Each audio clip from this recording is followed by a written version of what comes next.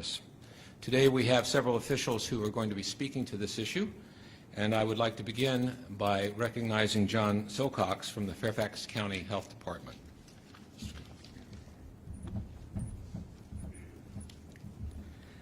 Thank you, Mayor. I'm John Silcox. I'm the Public Information Officer for the Fairfax County Health Department, and I want to welcome you to today's event. We've assembled a team of public health officials here to provide you a status update on those 2 presumptive positive cases here in Virginia. You're going to be hearing from representatives of our State Health Department, the Fairfax County Health District, and Prince William Health District. We also have a representative from the Director of the Department of General Services Division of Consolidated Laboratory Services with us. And I would also make time at the end to hear from our Chairman of the Board of Supervisors for Fairfax County, Jeff McKay. So as we go through this, we're going to allow those health officials to give you an update on what's happening at the city, county, and state level with this response. And then we'll open it up for some questions at the end for any of the folks here on stage. I just want to remind you that this media briefing is being live streamed on Fairfax County's and Fairfax City's government channels and the Health Department's Facebook page for those who may be viewing at home. Again, we'll take questions at the end. And now I'd like to introduce our first speaker. I'm honored to introduce our State Health Commissioner, Dr. Norm Oliver. Good afternoon, everyone. As Mr. Silcox just mentioned, I am Dr. Norman Oliver, the State Health Commissioner in Virginia. Yesterday, the first 2 cases in Virginia of the novel coronavirus disease, COVID-19, were identified. A coordinated public health response is already underway. While the risk to the general public is low, the Virginia Department of Health is working with the Centers for Disease Control and Prevention, the Fairfax Health District, the Prince William Health District, and our Department of Defense partners to identify people who had contact with the cases and may be at risk of becoming infected with this novel coronavirus. I would like to sincerely thank our partners for collaborating in this very complex and rapidly evolving situation. Before I turn this over to my colleagues to provide more details, I would like to emphasize that protecting the health and well-being of Virginians is our top priority. The virus is spreading much like a novel influenza virus would. VDH, the Department of Health, has led a very robust and comprehensive pandemic influenza preparedness effort since 2004. VDH successfully responded to the H1N1 flu pandemic in 2009 to 2010, and that work serves as a very solid foundation for the work that we're doing in response to COVID-19. The Virginia Department of Health works with partners across all sectors, including healthcare providers, state and local government, first responders, and many community partners to prepare for and respond to outbreaks and all types of emergencies. For more details on this COVID-19 disease and our response to it, I'd now like to turn it over to our state epidemiologist, Dr. Lillian Peek.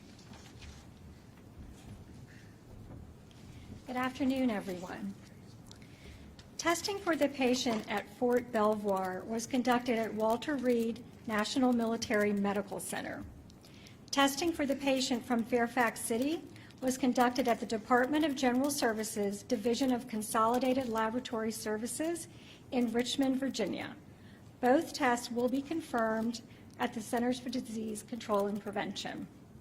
Both cases had traveled internationally days before developing symptoms, and the 2 cases are not related. At this point, there are no signs of the virus spreading in the community in Virginia. As of 9 o'clock this morning, 44 Virginians have been tested for the novel coronavirus. 36 tests were negative, and we are awaiting results on 6 tests. Virginia has been preparing for the possibility of cases occurring in the Commonwealth since early January, when the novel coronavirus was first identified in China. The Virginia Department of Health has been closely coordinating with clinicians, our state lab, and other key partners statewide, so we are able to identify cases early and take action quickly to prevent the spread of the disease to others. Virginia's local health departments across the state are working with their communities to prepare, increase awareness, and encourage prevention. VDH stood up a COVID-19 webpage very early in the response, and we are keeping it up to date with accurate information. A call center is open for people who have questions about COVID-19. The number is 1-877-ASK-VDH3. If someone has respiratory symptoms like fever, cough, and difficulty breathing, and traveled to an area where the virus is spreading, or had contact with a confirmed case, please call your doctor to discuss your symptoms. Dr. Allison Ansher, the District Health Director for Prince William Health District, will now provide information about the case in that district. Good afternoon. I'm Dr. Ansher. I'm the Health Director for the Prince William Health District, which includes Prince William County, Manassas City, and Manassas Park. As the others have mentioned, there have been 2 presumptive positive cases of COVID-19. The Prince William Health District is coordinating its response with the Virginia Department of Health, Governor Northam's administration, and the Centers of Disease Control. The Virginia Department of Health and the Prince William Health District are supporting the public health entities of the Department of Defense. We are working on the contact investigation in our district for those who are not on Marine Base Corps Quantico, and we will be coordinating with the other jurisdictions which may have some contacts to that case. Most importantly, we have exercised previously with Marine Base Corps Quantico in the past for various public health events, in particular for H1N1 response. So we feel that we have a nice coordinated relationship with the Marine Corps base and are prepared to help them respond. We are working around the clock, as you can see from the bags under my eyes, as the public health issue continues to develop and we learn more. The Prince William Health District is working on taking all measures, of course, to protect the health of the residents of not only our community, but of the state of Virginia. Finally, despite these 2 major developments, there are 2 action steps Virginia can do during this time. Taking simple precautionary measures to prevent the spread of this virus through their community, and relying on the VDH and CDC website for the most accurate information. Next is Dr. Gloria Adiensu. She's the Fairfax County Health Director, and she will provide information on what's happening in Fairfax right now. Thank you, Dr. Ansher. Good afternoon. I'm Gloria Adwayensu, Director of Health for Fairfax County. The Fairfax Health Department serves the Fairfax Health District, which is comprised of Fairfax County and the cities of Fairfax and Falls Church. As Dr. Oliver stated earlier, a Fairfax Health District resident has tested positive for COVID-19 through testing conducted at Virginia's Public Health Lab, DCLS. Again, this is a presumptive positive result, which means that the CDC will be confirming the test results. The individual is a Fairfax City resident.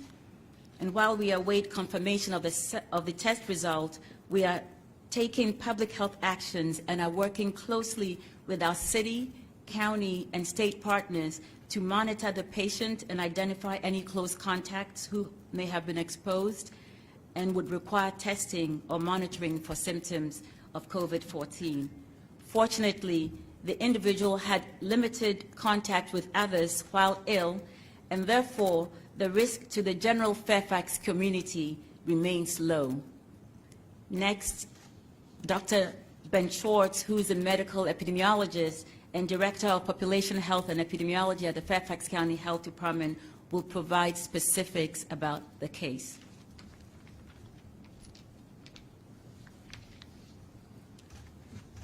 Good afternoon.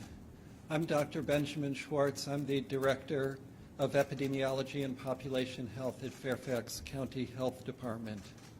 The individual from Fairfax City who became ill is a traveler in their 80s who had traveled on a Nile River cruise similar to other positive COVID-19 patients that have been identified elsewhere in the United States.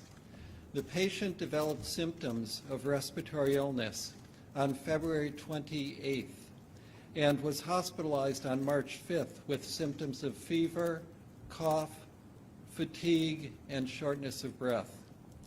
After test results for common respiratory pathogens like influenza were negative, specimens were collected and sent to the Virginia State Laboratory for testing, and the testing came back as a presumptive positive for the virus that causes COVID-19 on March 6th.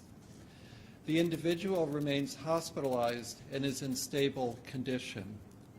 As Dr. Adebayensu stated, the Health Department is working with the Virginia Department of Health and Fairfax City to identify any close contacts of this resident who might have been exposed. If other people are found to have been exposed, we will provide guidance to those individuals and will monitor them closely for the development of symptoms. We are working diligently and taking all measures to protect the health and safety of our residents. Out of respect for the privacy of the patient and their household, this is the only information we will be able to share about the case. I would like the public to know that no additional precautions are recommended at this time beyond the simple daily measures that everyone should always take to prevent the spread of influenza and other respiratory illnesses, to stop the spread of germs.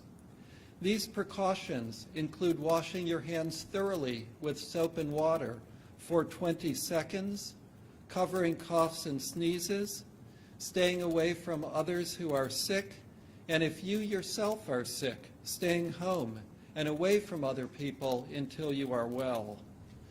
This is a rapidly evolving situation, and information is being shared as it is known on the CDC, Virginia Department of Health, and Fairfax County Health Department websites.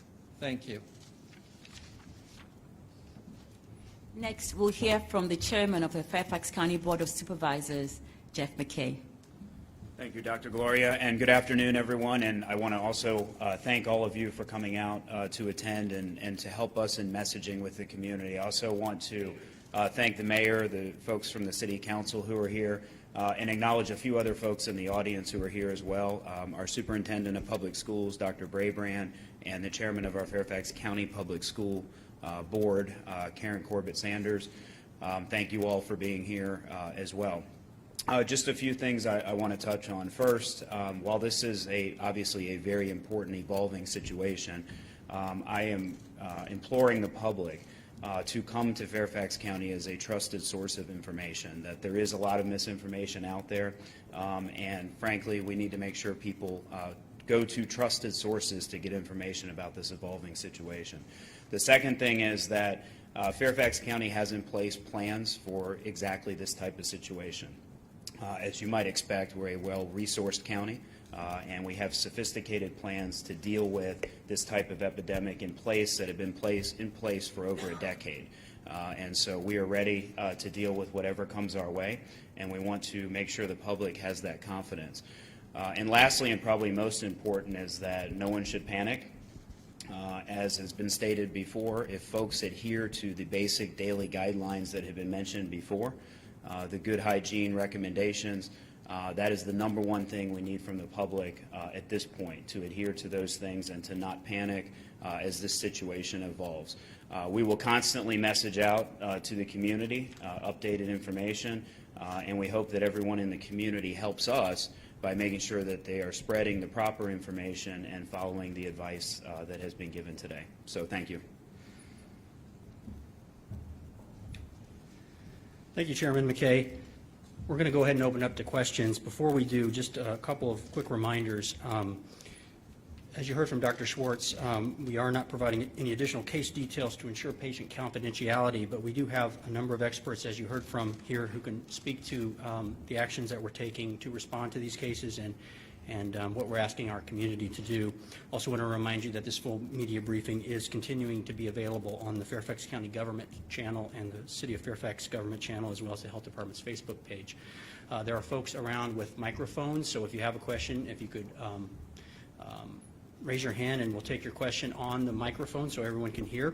And I also want to mention that we have another distinguished guest on the stage with us, Dr. Denise Toney, who is the Director of the Department of General Services, Division of Consolidated Laboratory Services that you heard from, that is doing the testing in Virginia. So if you have questions related to lab testing and those processes, she's also available to answer those questions. So with that, I'll take the first question. Hi, Rebecca Tan from the Washington Post.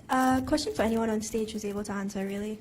Did either of these two individuals interact with large groups of people between the time they were showing symptoms and the time that they were quarantined? Did they come into contact with school-age children or with the elderly?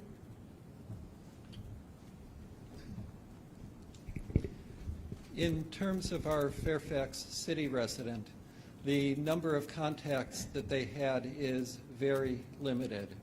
We are currently investigating those contacts in the locations where significant exposure may have occurred and therefore where the virus may have been transmitted.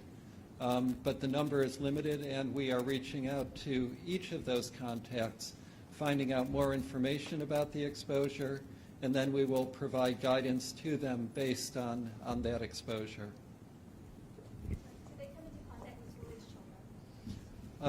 We are currently investigating whether there was any exposure. There was no exposure of school-age children in the community that we know of, and we are currently investigating the exposures that they may have had in the healthcare setting.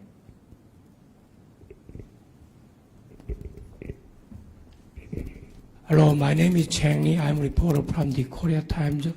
I'm a little bit late, so I didn't hear the information. I want to know where the patient is now located, how he is taken care of, and then people want to know, some people thinking about whether, Fairfax County school thinking about the online education or not. Thank you.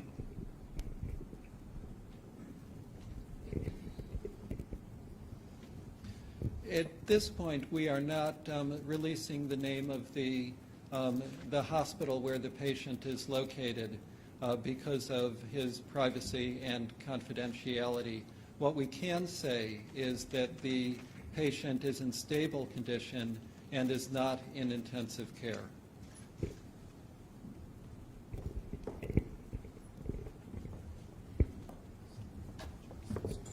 Next question back here. Hey, Jess Arnold with WUSA 9. I have two questions for you. First one here, you mentioned a Nile River cruise, similar to the other one we heard. This is not the same cruise, I just want to clarify. And also, have you been in contact with other people who were on that cruise? Do you know if anyone else from the area was also on that cruise?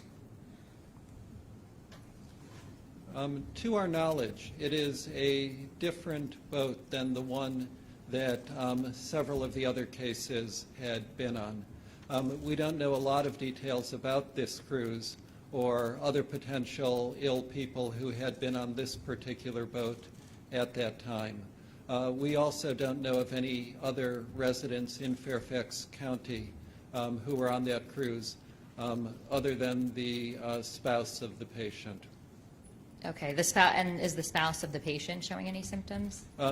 They are being tested right now. They are not showing symptoms of COVID-19. Okay, and one more question for you while I have the mic. Are you closing down any public facilities or shutting down any events or anything like that in light of this news? It's important to emphasize that the exposures occurred overseas. There were very, very limited exposures between the time the individual became ill and when he went to the hospital, and therefore we don't believe there is substantial risk in the community, and we are not recommending that any events be canceled or any venues be shut down. Hi, Katie Kairos from ABC7. I had a question on the Marine patient. So I wanted to ask, he was living at Fort Belvoir. Is there any more information about the official business that he had been on and the dates of when he was ill? He is not living in Fort Belvoir. He is getting care in Fort Belvoir. He lives on Marine Corps Base Quantico. He developed symptoms on 2/14 and returned to the United States on 2/17. Again, this is an instance, we believe, of travel-associated COVID infection, not locally transmitted.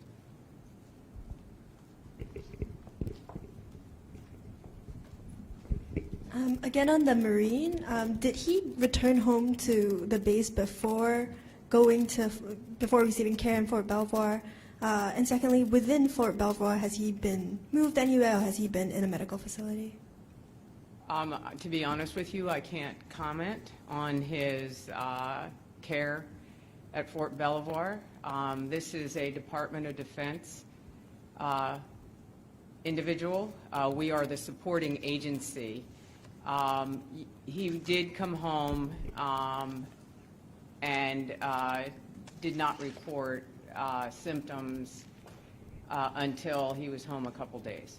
Okay, so he returned to the U.S. on February 17th, and when was he hospitalized? He was hospitalized a couple days ago. Would you be able to provide the date, or? I don't know the date offhand, exact date offhand. And just to make sure that I'm completely clear on this, any interaction with the elderly or with school-age children? We're working on the contact investigation. We had to, the Department of Defense interviewed the individual last evening and has begun to provide us information on contacts. And as you may not be aware, as you start interviewing contacts, sometimes you find out information about other contacts.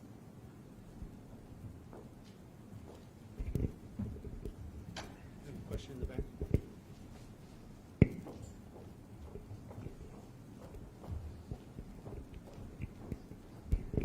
Valerie Bonk, WTOP News. I have two questions. One is information for travelers coming in to airports. Is there something that they should do? Should they self-quarantine if they're coming back from Italy or a cruise of some sort? So the CDC is monitoring the situation globally, and they have set up a website, or on their website for COVID-19, they're issuing travel alerts. And so you can go to their website to get specific information. It depends on whether the patient or the traveler is returning from a country that has a level 3 travel alert versus a level 2 travel alert. There are specific recommendations, and those countries are changing. So I think the best thing to do is to go to the website and get the most current information. Great. And my other question is, people who are panicking, what should people do to avoid infection? What should they actively be doing right now?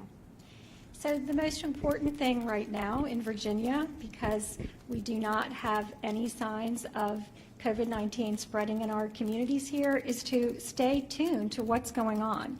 Make sure that you have accurate information. There is a lot of misinformation out there, so get your information from a trusted site with accurate information like VDH, CDC, or Fairfax County. So that's most critical. Just keep up to date with what's going on. And as we've said, there are simple measures that you can take to prevent the spread of respiratory diseases, including COVID-19, and that's hand washing, making sure that you're covering your cough, staying home if you're sick.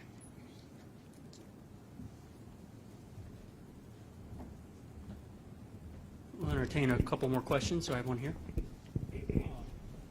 Chang again from the Korea Times. Actually, my second question was not answered. You know, a lot of kids now attending, you know, public school.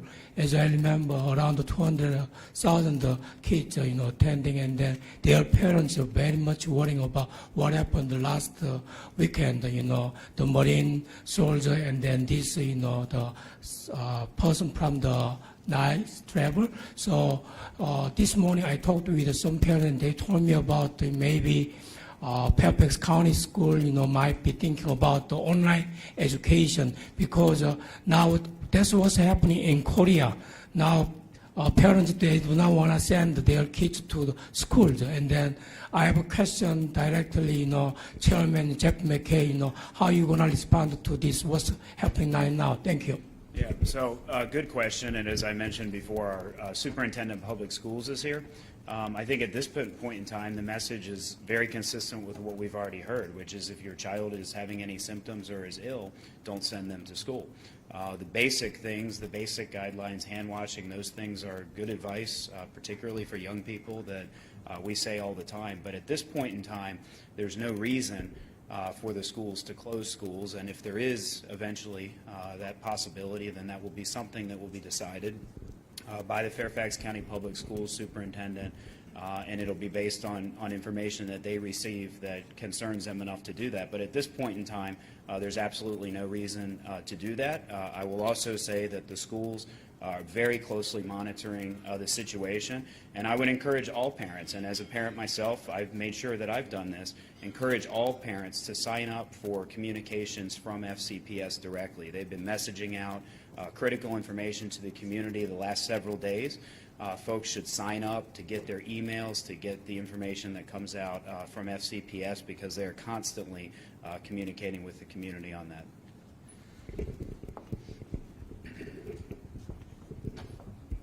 One more question up here. Sorry for the many questions. I'm wondering if someone could confirm the name of the cruise that the individual was on. There are several sort of different reports of different cruises. There were 3 individuals in Maryland who were also on a cruise on the River Nile. So really just trying to be as specific as possible here. So I think the information we provide is as specific as we can be at this point in time. We do need to balance the need to protect the patient's confidentiality as well as determine if additional information warrants releasing more information based on the contact investigation, then we would do so. But at this point in time, the information that we released is all we would provide at this point. We'll take one more question. Fairfax connection. Can you say at all whether the Fairfax City resident is a male or a female? So I think we identified that person as male, but we are trying to limit information about that individual because obviously we do want to protect patient confidentiality, and we're trying to do that in accordance with how other public health departments are handling these case investigations. So this will be the final question. Thank you. How many test kits does the state of Virginia currently have? Are more on the way, and does it have enough supplies at the moment? Thank you for your question. Again, I'm Dr. Denise Tony. I'm the director of the Department of General Services Division of Consolidated Laboratory Services. Currently, we have 2 test kits in-house, and we have kits already ordered and en route. Hopefully, we will be receiving them next week. We are estimating that each kit can test approximately 150 to 200 patients. The number of patients that is tested depends on the number of specimen types that are submitted and also if repeat testing needs to be done. So that number is a fluid number, but that's a good ballpark range. Correct. We have more kits on order, and the availability of kits will dictate how many kits we will be able to receive at one time.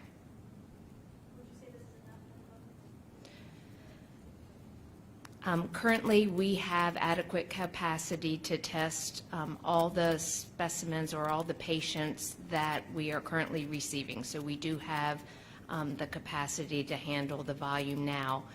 We have been working closely with the Virginia Department of Health as well as our university hospitals and private commercial laboratories to discuss their testing capacity, and we anticipate that the access to testing will continue to increase each day so that Virginia will have capacity to test whoever needs to be tested.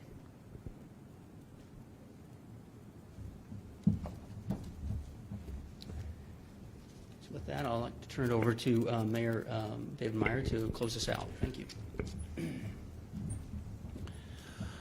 I want to thank all of you for being here today. This is a very serious health crisis, but I hope that by the conversation that has ensued this afternoon, all of you will have the confidence that the risks to our general population is extremely low at this time, and that the sources of accurate information are robust, and they're being updated daily, if not more frequently. And I encourage all residents to avail themselves of those sources of information and to follow the best practices that we've discussed. With that, I want to thank my colleagues from Richmond and from the Fairfax County for being here. I hope that their presence today will give you confidence that your leadership and especially the professionals in the state and local government are on top of this situation.